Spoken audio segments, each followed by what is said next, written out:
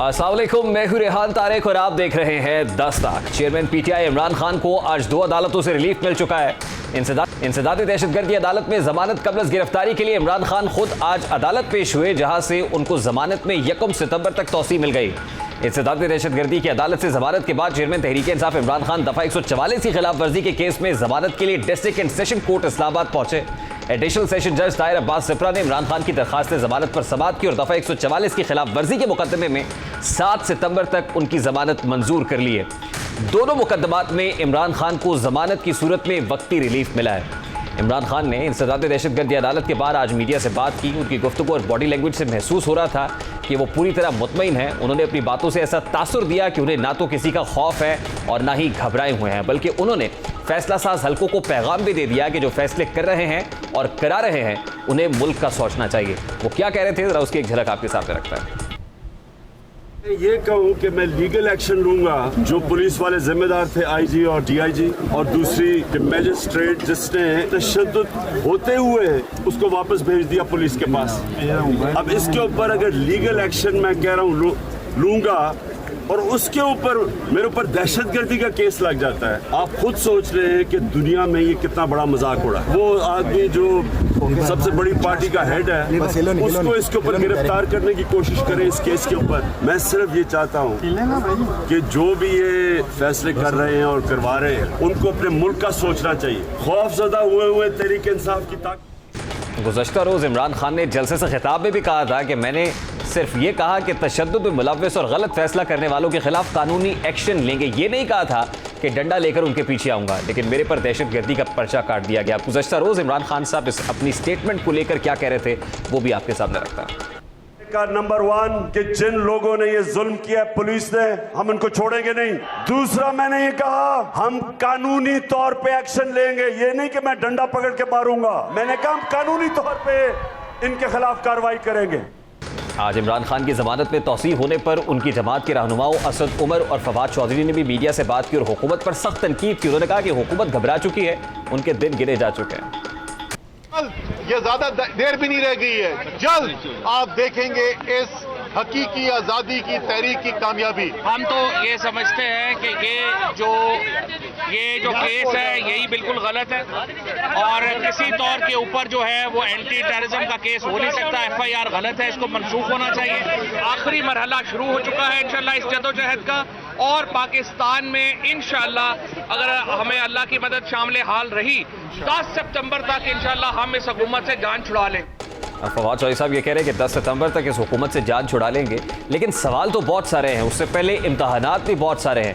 इमरान खान साहब larger bench के सामने पेश होंगे तो क्या यही मौक़िफ़ अपनाएंगे जो आज एंटी टेररिस्ट कोर्ट के बाहर मीडिया से बात करते हुए अपनाया है, गुज़श्ता रोज़ हरीपुर जलसे से खिताब में अपनाया? क्या वो अपने उस स्टेटमेंट का जिसमें उन्होंने जज साहिबा से मुताल्लिक बात की, क्या उसका दिफा करेंगे, उसकी तौजीहात पेश करेंगे, उसकी वजाहतें पेश करेंगे, या फिर गैर मशरूत माफ़ी मांग लेंगे? अब दिखाई ये दे रहा है इस वक्त उनके एटीट्यूड से, बॉडी लैंग्वेज से, कि उन्हें शायद ये बताया जा रहा है, कानूनी टीम शायद ये बता रही हो कि माफ़ी मांग लेने में ही आफियत है, लेकिन इस वक्त उनको ये लग रहा है कि उनके साथ अवाम का जम्मे गफ़ीर है, अवाम का सुनामी है। माफ़ी मांगने का कोई फ़ायदा नहीं, बल्कि उल्टा उनकी साख को नुकसान पहुँचाने के मुतरादिफ होगा, डैमेजिंग होगा। इस सारी रस्साकशी के बीच सूरत हाल तो बड़ी दिगरगू है। आज कोर कमांडर्स कॉन्फ्रेंस में यकीनन अस्करी हलकों की जो आला क़यादत है वो भी सर जोड़कर बैठी होगी, जहाँ सैलाब ज़दगान से मुताल्लिक बात हुई होगी। यकीनन मुल्क की दाखिली और ख़ारजी सूरत हाल पर और मुल्क की इंटरनल पॉलिटिक्स के बारे में भी कोई ना कोई डिस्कशन तो ज़रूर हुई होगी। यकीनन जो फैसला साज इदारे हैं वो कैसे हो सकता है कि मुल्क की सियासी हालात उनकी नज़रों से ओझल रहें। इस वक्त सीनियर सहाफ़ी तज्ज़ियाकार राइट साहब ने हमें ज्वाइन किया। इस सारी सूरत हाल पर उनका तज्ज़िया लेंगे। अस्सलाम वालेकुम सुहेल बड़ाई साहब, बहुत बहुत शुक्रिया आपके वक्त के लिए। सर, इंसदादी दहशतगर्दी अदालत से तो आज इमरान खान साहब को ज़मानत मिल गई है, लेकिन वो अपने मौक़िफ़ पर डटे हुए हैं। यानी वो जो स्टेटमेंट उन्होंने दिया जज साहिबा से मुताल्लिक, वो कहते हैं कि उन्होंने कानूनी कार्रवाई का कहा, उन्होंने कोई धमकी नहीं दी बल्कि लीगल एक्शन लेने का कहा था। अगर यही स्टेटमेंट उनका लार्जर बेंच के सामने भी रहता है, यानी वही लार्जर बेंच जो कंटेम्प्ट के केस की कार्रवाई कर रहा है, तो आपको लगता है कि इमरान खान साहब को कोई रिलीफ मिल सकेगा इस बयानिए के साथ?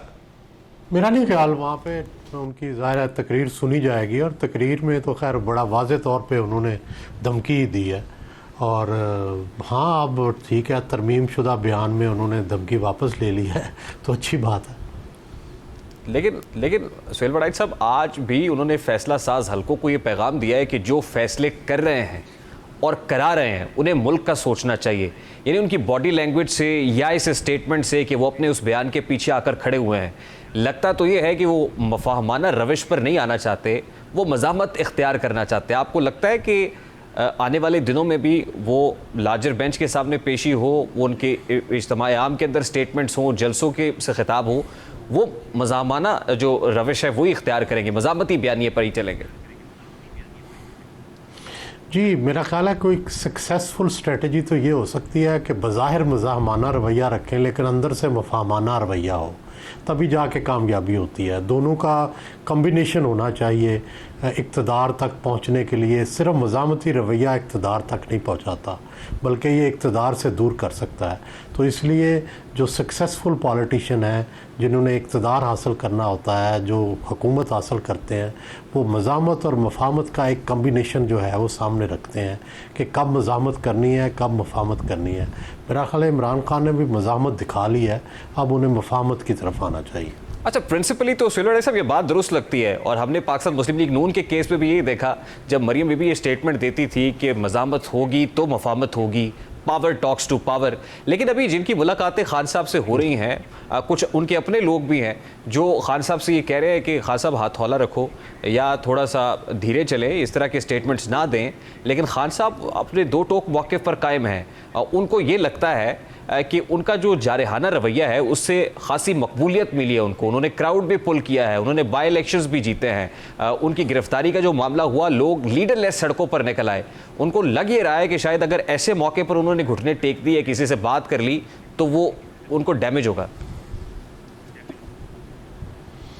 नहीं, देखें, आप भुट्टो केस देखें, आप नवाज़ शरीफ का मामला देखें, आप मोहतरमा बेनज़ीर का देखें।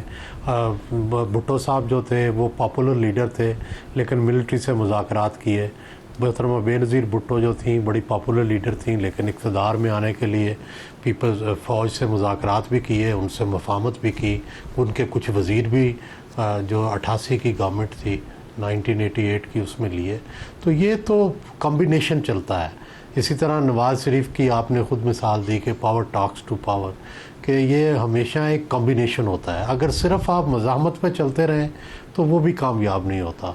ये मज़ाहमत और मफाहमत का एक कॉम्बिनेशन है बड़ा ऐसा खूबसूरत कि जिसमें जब मज़ाहमत की ज़रूरत हो मज़ाहमत करें।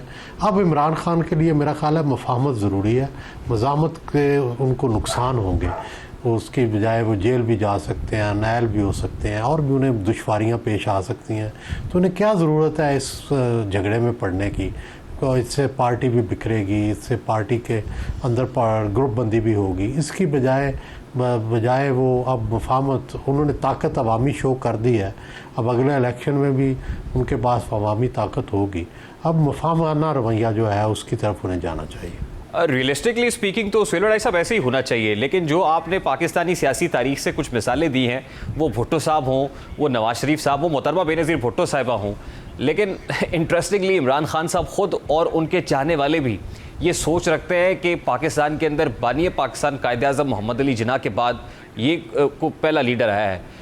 यानी उनको लगता है कि बानी पाकिस्तान थे और उसके बाद अब इमरान खान साहब हैं, तो दरमियान में जो भी है। और ख़ुद खान साहब कह चुके हैं कि उनको इक्वेट नहीं किया जा सकता किसी भी सूरत नवाज शरीफ से। उनके ऊपर करप्शन के चार्जेस, ये मुल्क को लूट के मनी लॉन्ड्रिंग और ये सब चीज़ें, एंटी करप्शन नैरेटिव रहा है।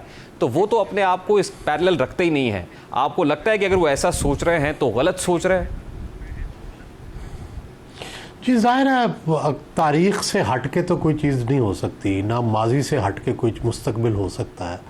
अब माजी को देखना तो पड़ेगा ना। मोहतरमा बेनज़ीर भुट्टो या भुट्टो जितने पॉपुलर तो अभी भी इमरान खान नहीं है। जितनी मोहतरमा बेनज़ीर का अप्रैल 1986 का जलसा हुआ, जुलूस हुआ, उस जैसा तो कोई मुजाहरा अभी तक इमरान खान नहीं कर सके।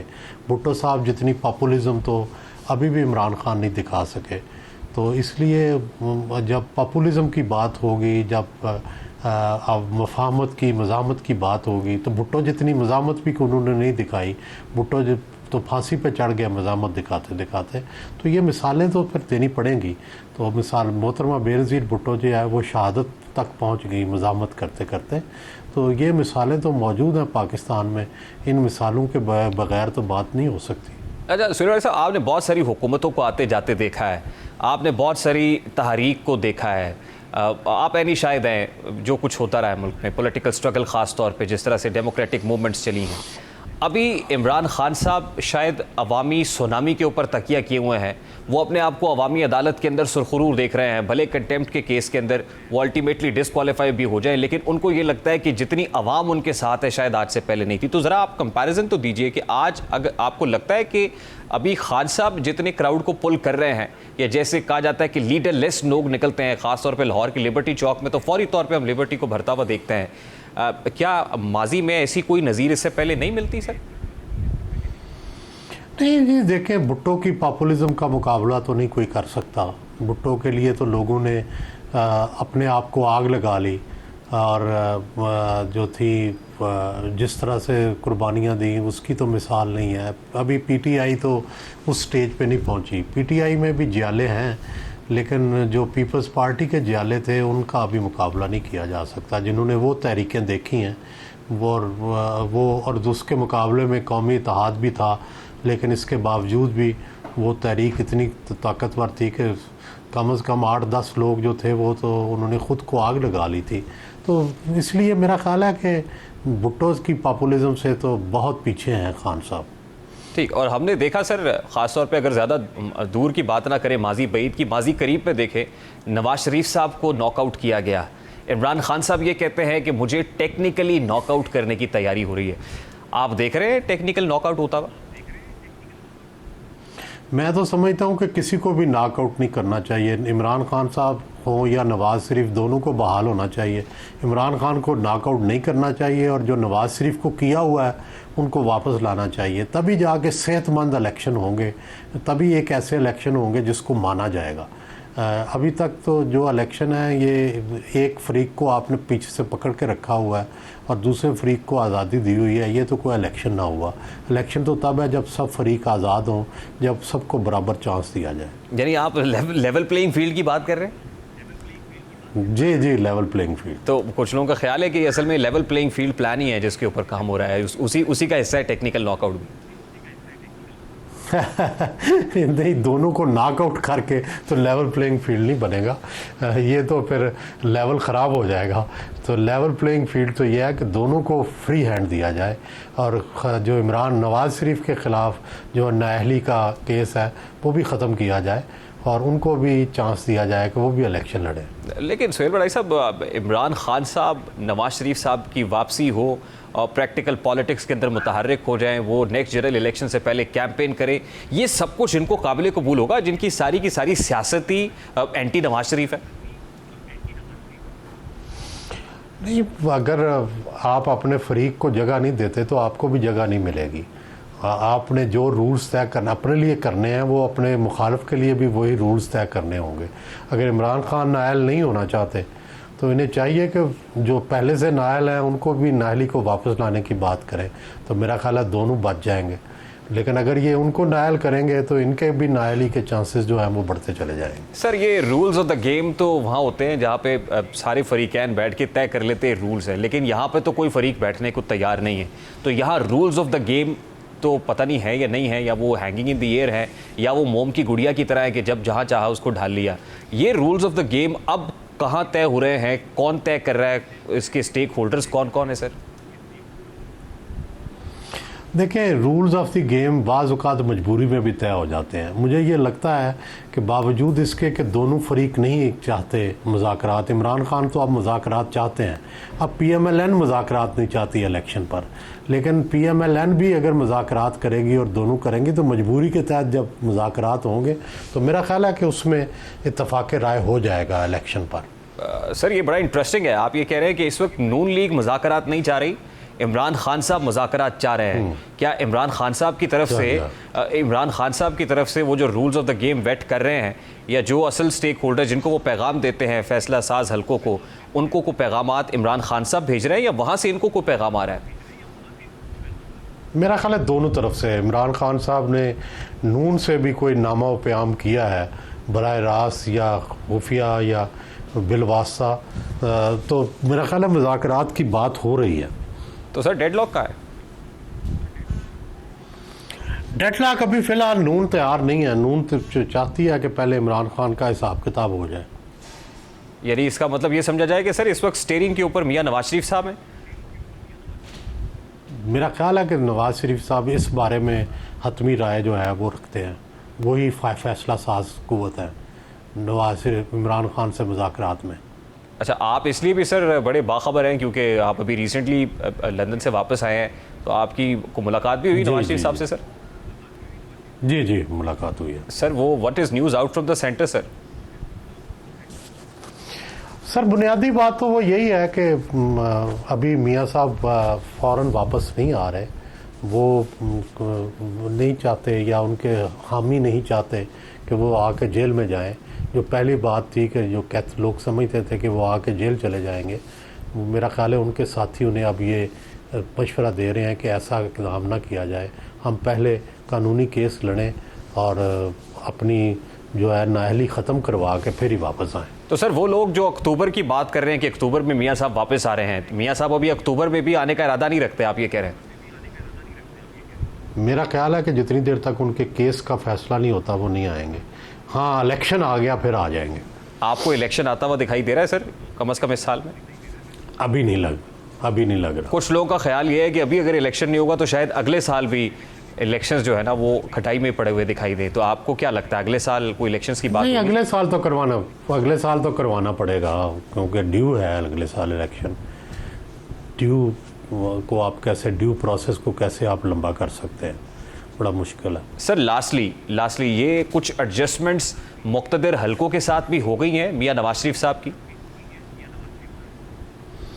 मेरा ख्याल है कोई बिल वास्ता राब्ता तो है, मेरा नहीं ख्याल कोई बराह रास्त राब्ता होगा। बिल वास्ते राब्ता तो होंगे, ज़ाहिर है वो भी पीछे हुकूमत के पीछे एक ताकत है।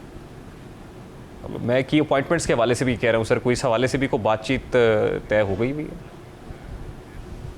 मेरा नहीं ख्याल कि कोई बराह रास्त मुलाकात हुई है। जो लोग ये समझ रहे हैं कि कोई मुलाकात हुई है, लेकिन डेफिनेटली उनसे मशवरे तो जारी हैं हर चीज़ के बारे में। जो की अपॉइंटमेंट्स हो रही हैं, अभी भी स्टेट बैंक में हुई है, फलाना हुई है, तो मेरे इल्म में है कि उनसे मशवरा हुआ है और उनके मशवरे से लगा। सर लास्टली ये जो इस वक्त इकोनॉमिक टर्मोइल है, ख़ास तौर पे फिर दौरे कतर हुआ है शहबाज शरीफ साहब का, इससे जो इकनॉमिक सिचुएशन है इससे मियाँ साहब बिल्कुल गैर मुतमईन है, इकनॉमिक पॉलिसी से बिल्कुल गैर मुतमईन है, मिफ्ताह साहब की कारकर्दगी से बिल्कुल गैर मुतमईन है। और बावजूद इसके आपको लगता है कि हुकूमत जो है ये अपनी टर्म पूरी करेगी? जी मेरा ख्याल है करीब पूरी करेगी। ये तो नहीं कि पूरे 5 साल जो है या पूरा जो टर्म है, उससे पहले अगले साल देखें टाइम शुरू घड़ी की टिक शुरू हो जाएगी, फिर मुश्किल हो जाएगा इलेक्शन को टालना। जितनी जल्दी इलेक्शन करवा लेंगे जनवरी फरवरी के बाद उतना अच्छा होगा। और उससे पहले सुहेल बड़ाई साहब, गिरफ्तारी, नाअहली, पस जिंदान जाना, इक्वल हो जाना, ये सब कुछ हो जाएगा आप ये कह रहे हैं? देखिए मेरी तो ख्वाहिश है कि ना हो, लेकिन हालात उधर ही जाते लगते हैं आपकी, जो जैसे आप कह रहे हैं। मियाँ साहब की क्या ख्वाहिश है सर? मियाँ साहब भी ज़ाहिर है चाहते हैं कि जो इमरान खान है उसको जो उसने किया है उसको सिला मिले, उसका जवाब मिले। बहुत बहुत शुक्रिया। सुहेल बड़ाई साहब सीनियर सहाफ़ी तज्ज़ियाकार हमारे साथ मौजूद थे, बड़े बाखबर हैं, लंदन से आए हैं, मियाँ साहब से मुलाकात करके आए हैं। मियाँ साहब क्या सोच रहे हैं, क्या राज़ो न्याज़ की बातें हो रही हैं, उनसे बेहतर कोई नहीं बता सकता था। और आपकी बहुत सारी जो बातें हैं अंदर की बातें हैं सुहेल साहब ने बता दी हैं। ब्रेक लेते हैं, ब्रेक के बाद वापस आएंगे। मुल्क की असासों के ऊपर, बैरून मुल्क वाक़ कौमी असासों के ऊपर किस की नज़र है, बात करेंगे इस ब्रेक के बाद।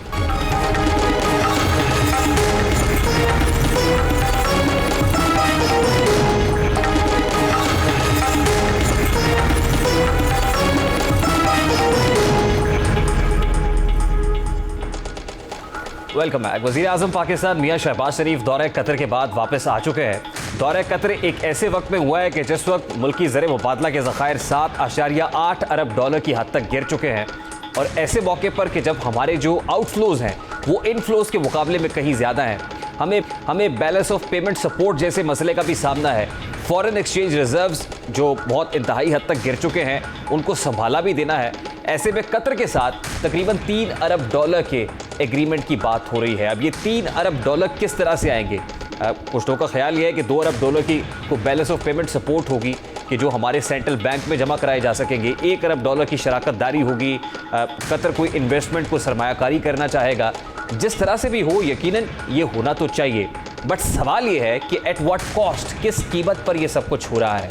जब सरमायाकारी की बात हो रही है अच्छी बात है, लेकिन ऑब्वियसली ये म्यूचुअल विन विन होता है, इसको दोनों तरफ से इंटरेस्ट देखा जाता है। इस वक्त हमें पैसों की ज़रूरत है, कतर को क्या चाहिए? एक रूजवेल्ट होटल जो इस वक्त हमारा एक नेशनल एसेट है, PIA का होटल है, अमेरिका में वाक़ है, इसमें 25% शेयर्स कतर के साथ को देने की बात हो रही है। कुछ ऐसी खबरें भी सामने आ रही हैं। ऑल्दो साद रफ़ीक साहब जो मिनिस्टर कंसर्न है, उन्होंने on the floor of the house ये कहा था कि रूजवेल्ट को बेचने का सवाल ही पैदा नहीं होता। वो क्या कह रहे थे, ज़रा उसकी एक झलक आपके सामने रखता है। होटल का तो मैं ये बिल्कुल जिम्मेदारी से बयान दे रहा हूँ, इसको बेचा नहीं जा रहा, इसको फरोख्त नहीं किया जा रहा, इसे फरोख्त किया नहीं जाना चाहिए। ये असूली तौर पे आने वाली नस्लों के लिए इस एसेट को वैल्यू एडिशन के साथ छोड़ देना चाहिए। इस एसेट को आने वाली नस्लों के लिए वैल्यू एडिशन के साथ छोड़ देना चाहिए, ये साद रफ़ीक साहब कह रहे हैं। अब रूजवेल्ट होटल कितना इंपॉर्टेंट है?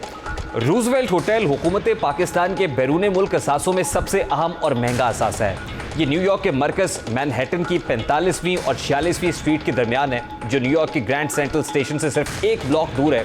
यहाँ से टाइम्स स्क्वायर और ब्रॉडवे जाने में सिर्फ 5 मिनट लगते हैं। यहाँ रूजवेल्ट होटल में मजमूई तौर पर 1025 कमरे हैं, जिनमें 52 लग्जरी स्वीट्स और सदारती कमरे भी शामिल हैं। होटल में तज़ीन व आराइश के लिए जो कई गुना महंगी लकड़ी का शानदार इस्तेमाल किया गया है। होटल में मीटिंग्स और नुमाइश के लिए 30,000 स्क्वायर फुट के हॉल्स मौजूद हैं, जबकि 2 बॉल रूम्स हैं और 17 इजाफी मीटिंग हॉल्स की इसकी अफादियत को बढ़ा देते हैं। होटल में कम अज़ कम किराया $190 से शुरू होता है, जो $7,000 अमरीकी यौमिया तक जाता है। रूजवेल्ट होटल दुनिया भर में वो पहला होटल था जिसने अपने मेहमानों की ज़रूरियात को पेश नज़र रखते हुए चाइल्ड केयर और पालतू जानवरों के लिए भी खुसूसी सर्विस मुहैया करना शुरू की थी। इसके अलावा 1947 में रूजवेल्ट होटल वो पहला होटल था जिसने कमरों में टेलीविज़न सेट मुहैया किए थे। ये नो डाउट पाकिस्तान का एक एसेट है, लेकिन ये unfortunate side of the picture कि पैंडेमिक 2020 में कोरोना वायरस आने के बाद ये एसेट बंद पड़ा है, खसारे में जा रहा है, इसका कोई फ़ायदा नहीं हो रहा है। पाकिस्तान तहरीक इंसाफ के दौर में भी रूजवेल्ट होटल को बेचने की बातें हुई, कुछ शेयर्स देने की बातें हुई। जुल्फी बुखारी साहब के ऊपर बहुत सारे ऐसे इल्ज़ामात लगाए गए। उस वक्त हुकूमत क्या तनकीद करती थी PTI पर, वो भी आपके सामने रखता है। आज नून लीग पर यह इल्ज़ाम लग रहा है कि शायद शरीफ फैमिली के किसी शख्स को ये होटल कतर के अंदर उसमें उसके शेयर्स डाले जा रहे हैं, उसको फ़रोख्त किया जा रहा है। ये इल्ज़ाम है, एक रूमर है द मार्केट। इस वक्त सीनियर सहाफ़ी तज्ज़ियाकार अतर काज़मी साहब हमारे साथ मौजूद है, मज़ीद उनसे इस मौजू पर बात करेंगे। अस्सलाम वालेकुम अतर काज़मी साहब, बहुत बहुत शुक्रिया आपके वक्त के लिए। सबसे पहले तो ये फरमाइएगा कि दौरे कतर के बाद वज़ीर आज़म शहबाज शरीफ साहब वापस आए हैं, ये दौरा पॉलिटिकल और इकनॉमिक दोनों फ्रंट्स पे किस कदर कामयाब रहा है? ऑब्वियसली अभी तो वज़ीर आज़म साहब वहां से होके आ रहे हैं वापस, और उसमें कुछ अनाउंसमेंट्स हमारे सामने आई हैं कि चंद बिलियन डॉलर तक इन्वेस्टमेंट करेगा कतर पाकिस्तान के अंदर। लेकिन इतनी जल्दी इसके ऊपर हतमी राय कायम करना टू बी ऑनेस्ट इतना आसान नहीं होगा। क्या आने वाले दिनों में ये जो सारी सुर्खियां हम पढ़ रहे हैं, क्या ये अब इसका कोई प्रैक्टिकल चीज भी हमें नजर आएगी? कतर वाकई यहाँ पे आके इन्वेस्ट करेगा? क्योंकि इससे पहले अगर आप देख लें UAE का, सऊदी अरब का जो दौरा हुआ था, क्या उसके रात हमें नजर आना शुरू हो गए? तो मेरे ख्याल में इस वक्त ये कबल वक्त होगा कुछ कहना कि आया ये कामयाब रहा है या नहीं कामयाब। अच्छा काज़मी साहब, रॉयटर्स की खबर के मुताबिक रूजवेल्ट होटल के 25% हिस्से 25% शेयर्स दोहा को फरोख्त करने की बात हो रही है। इस खबर में किस हद तक सदाकत दिखाई देती है आपको? देखिए ऑब्वियसली कोई भी मुल्क जो है वो आपको कुछ भी देगा, कुछ इन्वेस्ट करेगा तो वो फ्री में नहीं करेगा। ये नहीं हो सकता कि आपको वैसे ही पैसे दे दिए जाएं। आपको पता है कि चाइना अगर पाकिस्तान में इन्वेस्ट करता है तो ऑब्वियसली उसकी भी यहाँ पे स्टेक्स हैं। अगर कोई और मुल्क करेगा तो वो भी उसी सूरत में करेगा जब उसका अपना फायदा है। ये वो जो है ना कि जी हमारे ब्रादर मुल्क हैं और वो ऐसे हमें पैसे दे देंगे, ऐसे कोई पैसे नहीं देता। तो यकीनन अगर कतर यहाँ पे कोई इन्वेस्ट करेगा तो वो इन्वेस्ट इसलिए करेगा कि उससे उसने खुद प्रॉफिट कमाना है, खुद उसने पैसा कमाना है। कोई हमारी इमदाद के लिए वो इन्वेस्ट नहीं करेगा। तो मेरे ख्याल में रोजोवेल्ट जो होटल है, आपको पता है वो इस प्राइम एक रियल एस्टेट है, न्यूयॉर्क में एक बहुत बड़ा होटल है। तो अगर कोई इस तरह की खबर है, हो सकता है आने वाले दिनों में मजीद तफसीलात सामने आए। जो भी हो, चाहे रोजोवेल्ट होटल हो या कोई और जगह हो, कतर अगर आपके यहाँ इन्वेस्ट करेगा तो वो तभी करेगा उसमें जब उसका अपना फायदा होगा। देखिए काजी साहब, मैनहट्टन में वाकई रूजवेल्ट होटल पूरी दुनिया की तवज्जो का मरकज़ है और फिर हमने ख़ासतौर पे तहरीक इंसाफ दौर के अंदर भी ऐसी बहुत सारी रूमर्स सुनी, जुल्फी बुखारी साहब के साथ मंसूब करके उसको चलाया जाता रहा कि शायद उनकी वसातत से ये कुछ डील होने जा रही है और फिर ट्रंप भी उसको ख़रीदने में खासी दिलचस्पी रखते थे। At this point in time जब बात हो रही है तो एक रूमर जो है मार्केट के अंदर गर्म है कि शायद शरीफ फैमिली से ताल्लुक़ रखने वाला कोई शख्स जो दोहा में है वो इसमें इन्वेस्टमेंट करने में खासी दिलचस्पी रखता है और ये डील उसको बनाकर दी जा रही है। क्या ये रूमर के अंदर भी आपको इस बाज़गश्त में भी कोई ना कोई सदाकत लगती है इसके पीछे? देखिए, ये तो आपने खुद ही क्लियर कर दी कि रूमर है, इस तरह की अफवाह है। टू बी ऑनेस्ट मेरे पास ऐसी कोई खबर नहीं है। और माजी में जुल्फी बुखारी साहब के हवाले से आपने जिक्र किया, उनका भी नाम आता था। तो जो भी हमारे हुक्मरान होते हैं, कोई भी जब इस तरह की चीज सामने आती है तो उनके ऊपर इल्जामात लगते हैं। अगर कुछ हकीकत होगी तो वो भी सामने आ जाएगी, लेकिन फिलहाल टू बी ऑनेस्ट मेरे पास कोई ऐसी खबर नहीं है। लेकिन जो इंपॉर्टेंट चीज है, ये हमारे कौमी असासे हैं, चाहे खान साहब की हुकूमत हो, जरदारी साहब की हुकूमत हो, या मियाँ साहब की हुकूमत हो, या किसी और की हुकूमत हो। अगर इन कौमी असासों में से किसी को भी हिस्सा दिया जाएगा या बेचा जाएगा या इनको टोटली बेचा जाएगा, तो बहुत जरूरी है कि जो भी सौदा हो, जो भी काम हो, वो मुल्क और कौम के फायदे में हो, ना कि इंडिविजुअल्स के फायदे के लिए। तो मुल्क और कौम के फायदे में क्या है इस वक्त? देखिए, आफ्टर पैंडेमिक 2020 के बाद से ये जो प्राइम लोकेशन के ऊपर वाकई रियल एस्टेट हमारा बहुत बड़ा एसेट है जो बंद पड़ा हुआ है, इस कौमी असासे को कैसे बचाया जा सकता है?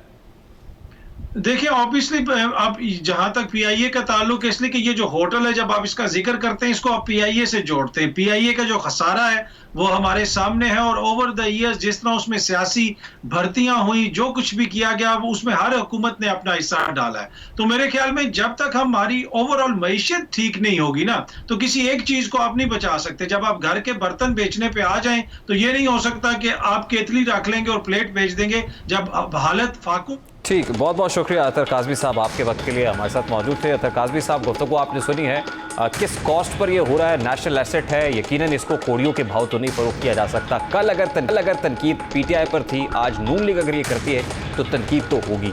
ब्रेक लेते हैं, ब्रेक के बाद वापस आएंगे। जहां सैलाब से बहुत सारी तबाहकारियां हो रही हैं, अब ये सैलाब का खतरा शहरों तक भी आ रहा है। क्या खतरात लाहक है इस सैलाब से, इस पर बात करेंगे। इस ब्रेक के बाद हमारे साथ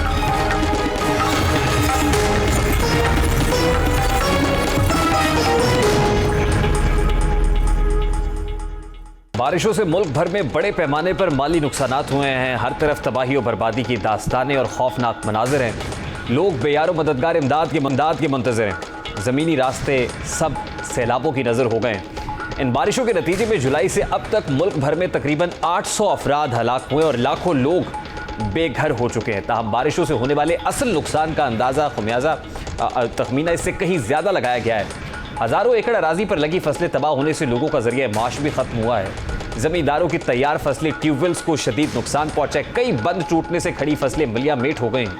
हज़ारों एकड़ ज़मीन ज़ेरे आब आई है, जिसके बायस सिंध, बलूचिस्तान, जनूबी पंजाब में कपास, गन्ना, इसी तरह केला, तिल, खजूर, चावल और टमाटर समेत दीगर सब्जियों की फसलें मुकम्मल तौर पर तबाह हो चुकी हैं। बलूचिस्तान भी मुल्क भर से कट चुका है।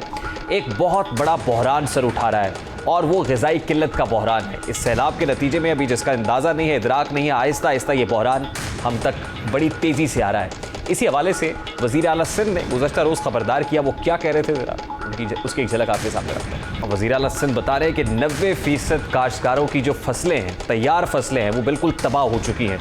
अब इससे अंदाज़ा लगा लीजिए कि अगर हमारे पास गंदम नहीं होगी, कपास नहीं होगी, गन्ना नहीं होगा, ये सब फसलें जो हमारे पास होती नहीं होंगी, तो फिर हम इंपोर्ट करेंगे और इंपोर्ट बिल में बहुत इजाफा होगा और उसको ख़रीदने के लिए हमारे पास पैसे नहीं होंगे। ये सारे इक़दाम जो है वो फौरी तौर पर इक़दाम करने का तकाज़ा करते हैं। प्रोग्राम का वक्त अपने इख्तिताम को पहुँचा, आपसे मुलाकात होगी इंशाअल्लाह।